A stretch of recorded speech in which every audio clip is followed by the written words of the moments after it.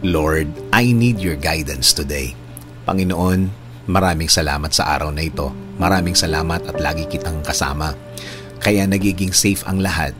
Kaya nagiging magaan ang lahat. Patuloy niyo po akong samahan sa araw na ito. Panginoon, kailangan ko po ng inyong biyaya ngayon. Kailangan ko po ng blessings niyo sa araw na ito. Kailangan ko po ng inyong provision para sa akin at para sa aking pamilya. Para sa malaking tulong niyo sa akin, Lord. Sa mga nagdaang mga araw, Lord, naging mabigat ang aking mga araw. Naging lito at di ko na naman alam ang aking gagawin, Lord. Pero alam ko, magiging okay na naman ang lahat. Alam ko, Panginoon, kahit na ano pa ang pinagdadaanan ko, kapag kasama ko kayo, lagi kong makikita at mararating ang inyong plano sa akin. Ang mga gusto niyong gawin sa aking buhay na makakabuti sa akin.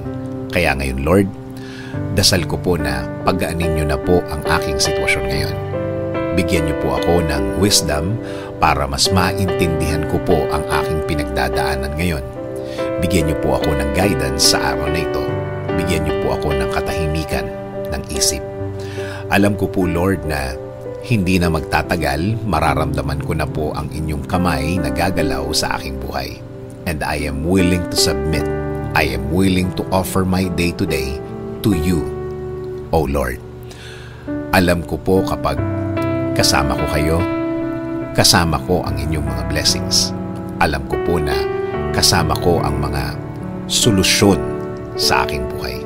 Solusyon na magiging sagot sa aking mga nararanasan ngayon.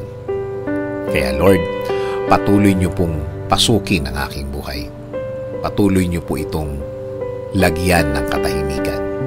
Gawin niyo po sa aking buhay ang magandang plano ninyo.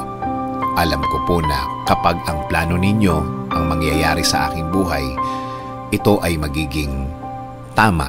Ito ay magiging tahimik. Lord, itinataas ko din po ang aking bayan. Patuloy niyo pong i-guide ang aming bansa.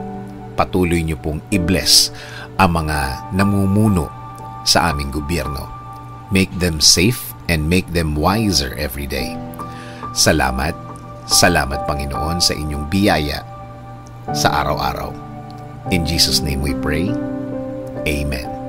Sabi nga sa John 16:13, "But when He, the Spirit of truth, comes, He will guide you into all the truth. He will not speak on His own.